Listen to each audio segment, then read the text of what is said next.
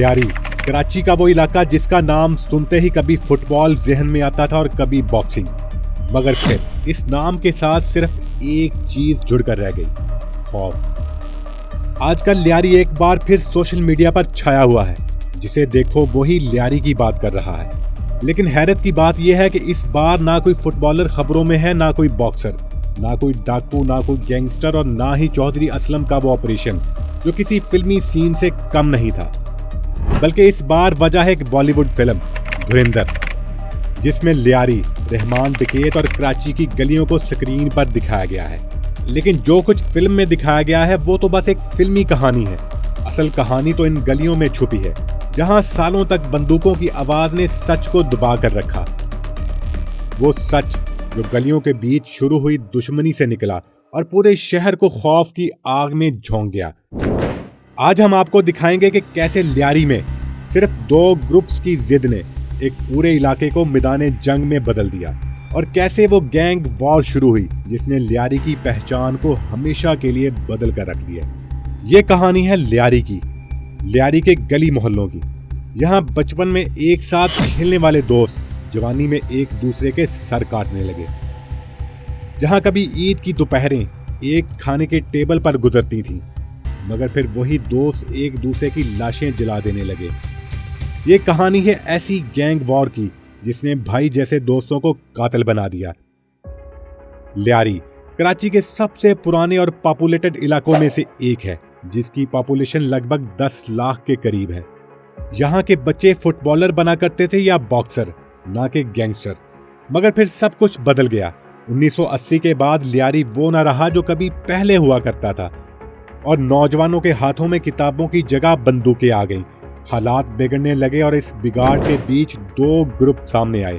ایک طرف تھے 2 بھائی، لیاری کے علاقے کلاکوٹ کی افشانی گلی میں رہنے والے شیر محمد عرف شیرو اور داد محمد عرف دادل، جنہوں نے اپنے منشیات کے دھندے کو پھیلانے اور علاقے پر کنٹرول حاصل کرنے کے لیے گینگ بنایا، جبکہ دوسری طرف تھا اقبال عرف بابو ڈکیت، جو لیاری کے علاقے کالری اور اس کے آس پاس کے حصے پر قابض تھا۔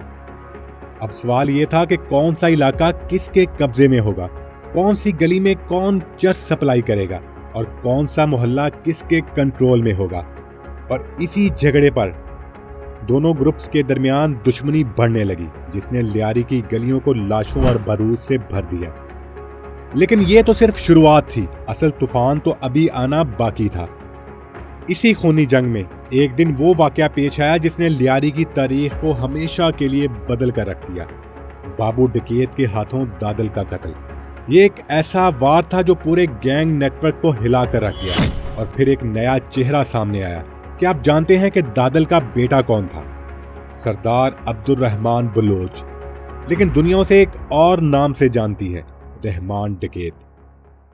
لیکن کہانی یہاں ختم نہیں ہوتی، بلکہ یہیں سے ایک اور کریکٹر کی انٹری ہوتی ہے، لیاری کے تیسرے بڑے کھلاڑی کی، حاجی لالو۔ جیب کتروں پر مشتمل حاجی لالو کا گروپ دیکھتے ہی دیکھتے اغوا برائے تاوان کے منافع بخش دندے سے جڑ گیا۔ حاجی لالو کے 7 بیٹے تھے، جن میں 2 نام خاص طور پر مشہور ہوئے، یاسر عرفات اور ارشد پپو۔ لالو کا نیٹ ورک جہان آباد، شیرشاہ قبرستان اور پرانا گولی مار جیسے علاقوں تک پھیلا ہوا تھا۔ لالو بھی منشیات، اسلحے اور بتہ خوری کے دندے میں پوری طرح ایکٹیو تھا۔ رحمان کے باپ کے قتل کے بعد حاجی لالو نے رحمان کو اپنے گینگ میں شامل کر لیا، کیونکہ بابو ڈکیت حاجی لالو کا بھی دشمن تھا، اور رحمان ایک ایسا نوجوان تھا جس کا باپ اسی بابو کے ہاتھوں مارا گیا تھا، اور حاجی لالو کو ایسے ہی لڑکوں کی ضرورت تھی۔ پھر 1993 میں رحمان نے اپنے ساتھیوں کے ساتھ مل کر اپنے باپ کے قاتل بابو ڈکیت پر حملہ کر دیا۔ بابو شدید زخمی ہوا، مگر قسمت کا کھیل دیکھیں کہ وہ بچ کر نکل گیا۔ رحمان کا بدلہ ابھی پورا نہیں ہوا تھا، لیکن وقت گزر رہا تھا، جنگ جاری رہی، اور پھر سال آیا 2004۔ اس سال بابو ڈکیت مارا گیا، اور یوں رحمان نے اپنے باپ کا بدلہ لے لیا۔ تو آئیے چلتے ہیں کہانی کے اس موڑ پر جب رحمان نے حاجی لالو اور اس کے بیٹوں کے ساتھ مل کر منشیات اور جرائم کے دھندے کو اپنے عروج پر پہنچا دیا۔ رحمان حاجی لالو کا منہ بولا بیٹا بن چکا تھا، اور یہ رشتہ صرف اعتماد کا نہیں بلکہ خاندانی رشتے میں بھی بندھ گیا تھا۔ لالو کے بیٹے یاسر عرفات اور خود رحمان کی شادی گولی مار کے سیٹھ یوسف کی بیٹیوں سے کر دی گئی۔ جیسے جیسے دھندا بڑھتا گیا ویسے ویسے پیسوں کی ریل پیر بھی شروع ہوتی گئی، اور جہاں زیادہ پیسہ ہو وہاں لالچ اور آپس میں دشمنی بھی شروع ہو جاتی ہے، اور اس طرح اس گینگ کے اندر بھی اختلافات شروع ہو گئے۔ رحمان کو بھی اب یہ محسوس ہونے لگا تھا کہ حاجی لالو کے انڈر وہ کبھی اپنا الگ نام، اپنی الگ پہچان نہیں بنا سکے گا۔ اور پھر ایک دن ایسا بھی آیا جب رحمان کا جھگڑا حاجی لالو اور اس کے بیٹوں سے ہو گیا۔ کہتے ہیں کہ اس دور میں جب پیسے ہزاروں میں کمانا بھی مشکل تھا، رحمان نے حاجی لالو کے پاس 1 کروڑ روپے رکھوائے تھے، مگر جب اس نے اپنے پیسے واپس مانگے تو لالو نے نہ صرف پیسے دینے سے انکار کر دیا بلکہ رحمان کو گرفتار بھی کروا دیا، اور جب رحمان جیل سے واپس آیا تو اس نے اپنا الگ گینگ بنا لیا۔ 2001 میں رحمان اور ارشد پپو کے درمیان ناراضگی اس وقت جنگ میں بدل گئی جب چاکی واڑہ میں سنگو لین کی جھٹ پٹ مارکیٹ کے قریب بلوچستان جانے والی پبلک ٹرانسپورٹ کی بسوں سے بھتہ وصولنے کا مسئلہ سامنے آیا۔ ان بسوں سے ارشد پپو گینگ کا ایک ممبر، جو اس بس اڈے کی یونین کا صدر بھی تھا، بھتہ لیا کرتا تھا، مگر 2002 میں رحمان نے وہاں اپنا آدمی لگا دیا اور بھتہ خود وصول کرنے لگا۔ جب ارشد پپو نے دوبارہ اپنے لڑکے کو یونین کا صدر بنانے کی بات کی تو رحمان نے صاف انکار کر دیا، جس کے بدلے میں ارشد پپو نے رحمان کے خاص آدمی ماما فیض محمد عرف فیضو کو اغوا کر کے قتل کر دیا۔ اور اندازہ لگائیں کہ یہ ماما فیضو کون تھا؟ یہ کوئی عام شخص نہیں تھا، یہ تھا عزیر جان بلوچ کا باپ، وہی عزیر جان بلوچ جو آگے چل کر لیاری کا سب سے بڑا اور سب سے طاقتور گینگسٹر بن گیا۔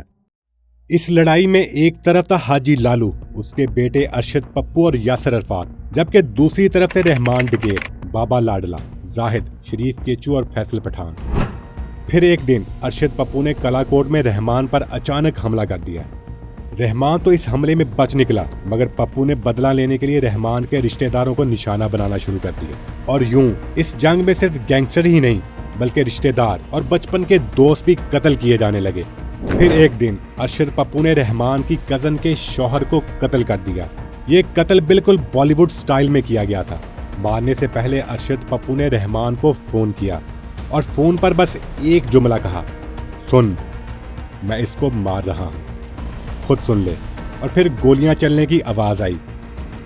دشمنی اس حد تک بڑھ گئی تھی کہ لیاری میں حالات مکمل طور پر خراب ہو چکے تھے۔ رحمان کے لیے ایک ایک دن گزارنا مشکل ہو گیا تھا۔ آخرکار رحمان کو لیاری چھوڑنا پڑا اور وہ اپنی جان بچا کر بلوچستان بھاگ گیا۔ اور پھر ایک دن ایس پی لیاری فیاض خان نے ارشد پپو کو گرفتار کر لیا۔ پپو کی گرفتاری گویا رحمان کے لیے اشارہ تھا کہ میدان صاف ہو چکا ہے۔ جیسے ہی پپو پکڑا گیا، رحمان دوبارہ لیاری واپس آ گیا۔ رحمان نے اپنے مخالفین کو ایک ایک کر کے چن چن کر ختم کرنا شروع کر دیا۔ گلی گلی میں اس کے خوف کی گونج سنائی دینے لگی۔ دوسری طرف 2003 میں اپنے باپ کے قتل سے پہلے عزیر بلوچ جرائم کی دنیا سے بہت دور ایک عام زندگی گزار رہا تھا۔ وہ لیاری جنرل ہاسپٹل میں وارڈ بوائے کی حیثیت سے کام کرتا تھا، لیکن جب ارشد پپو کے ہاتھوں اس کے باپ بابا فیضو کو قتل کیا گیا تو عزیر نے اپنے کزن رحمان ڈکیت کے گینگ کو جوائن کر لیا۔ رحمان ڈکیت کے لیے ایک بار پھر لیاری میں رہنا مشکل ہونے لگا تھا۔ پولیس اس کے پیچھے لگی ہوئی تھی، اس لیے رحمان نے ایک بار پھر بلوچستان فرار ہونے کا پلان بنایا۔ لیکن اس بار اس کے پلان کی خبر S S P Chaudhry Aslam تک پہنچ گئی، اور پھر 9 اگست 2009 کو چودھری اسلم نے ایک ٹارگیٹڈ انکاؤنٹر میں رحمان ڈکیت کو مار دیا۔ رحمان کے مرنے کے بعد اس کے گینگ نے عزیر بلوچ کو اپنا سردار بنانے کا فیصلہ کیا۔ جب عزیر بلوچ گینگ کا لیڈر بنا تب تک پورا نیٹ ورک کافی حد تک پھیل چکا تھا۔ مختلف علاقوں میں الگ الگ سردار ہوتے تھے جو اپنے اپنے علاقوں کو کنٹرول کرتے تھے۔ عزیر نے جلد ہی یہ بات محسوس کر لی کہ اصل طاقت اس کے پاس ہوتی ہے جس کے پاس بندوق ہو۔ یہی سوچ کر اس نے ایک ایک کر کے ان تمام سرداروں کو ہٹانا شروع کر دیا جو حد سے زیادہ طاقتور ہو چکے تھے، جس سے بابا لاڈلا کو شک ہونے لگا کہ عزیر گینگ پر اپنی پکڑ مضبوط کرتا جا رہا ہے۔ بابا لاڈلا نے اپنے ہی لیڈر یعنی عزیر بلوچ کے خلاف کھڑے ہونے کا فیصلہ کر لیا تھا، اور یوں ایک نیا اختلاف، ایک نئی دشمنی جنم لینے لگی تھی۔ گینگ اب اندر سے ٹوٹنے لگا تھا۔ عزیر بلوچ اور بابا لاڈلا کے درمیان اختلاف نے گینگ کے اندر ایک نئی تقسیم پیدا کر دی۔ دونوں کے کمانڈرز آپس میں بٹ چکے تھے، کوئی بابا لاڈلا کے ساتھ تھا تو کوئی عزیر بلوچ کے ساتھ۔ یہ تقسیم اتنی خطرناک ہو گئی کہ گینگ کے اندر کے لوگ ایک دوسرے پر شک کرنے لگے۔ اب دوست کو دوست سے خوف آنے لگا تھا، کسی کو کسی پر بھروسہ نہیں رہا، نہ وفاداری کی پہچان رہی نہ دشمنی کی۔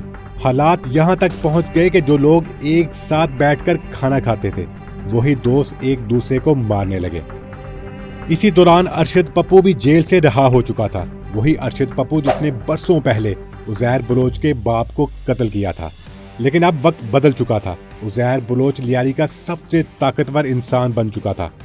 حالات یہاں تک پہنچ چکے تھے کہ لیاری میں تھانے دار سے لے کر ڈی ایس پی اور ایس پی تک سب کی پوسٹنگ عزیر کی مرضی سے ہوتی تھی۔ اب وقت آ چکا تھا کہ عزیر اپنے باپ کے خون کا حساب لے۔ لیاری کے 2 تھانے داروں نے ارشد پپو کو ایک گھر سے اٹھایا اور اسے لیاری کے ہجوم کے حوالے کر دیا۔ یہ ہجوم عام لوگ نہیں تھے، ان میں وہ لوگ شامل تھے جن کے بھائی، بیٹے یا دوست ارشد پپو کے ہاتھوں مارے جا چکے تھے۔ جذبات، غصہ اور انتقام کا لاوا پھٹ پڑا تھا اور یوں ارشد پپو بھی اپنے بھیانک انجام کو پہنچ گیا۔ اور پھر سسٹم حرکت میں آیا۔ اوپر سے اس خبر نے بھی جلتی پر تیل کا کام کیا کہ سندھ کے انٹیریئر منسٹر کے قتل کی پلاننگ ہو رہی ہے۔ پھر کیا تھا، رینجرز نے لیاری میں آپریشن شروع کر دیا اور حالات پوری طرح بدل گئے۔ بابا لاڈلا، غفار ذکری جیسے لوگ چھپتے چھپاتے مقابلوں میں مارے جانے لگے۔ عزیر بلوچ نے صورتحال کی سنگینی کو سمجھا اور جان بچانے کے لیے لیاری چھوڑ کر فرار ہو گیا۔ وہ بلوچستان کے راستے ایران چلا گیا۔ 29 دسمبر 2014 کو جب وہ مسقط سے دبئی آیا تو اسے دبئی انٹرنیشنل ایئرپورٹ سے گرفتار کر لیا گیا اور آج کل عزیر بلوچ جیل میں ہے۔ تو دوستو، اگر آپ کو یہ ویڈیو پسند آئی ہو تو لائک اور سبسکرائب کرنا نہ بھولیں۔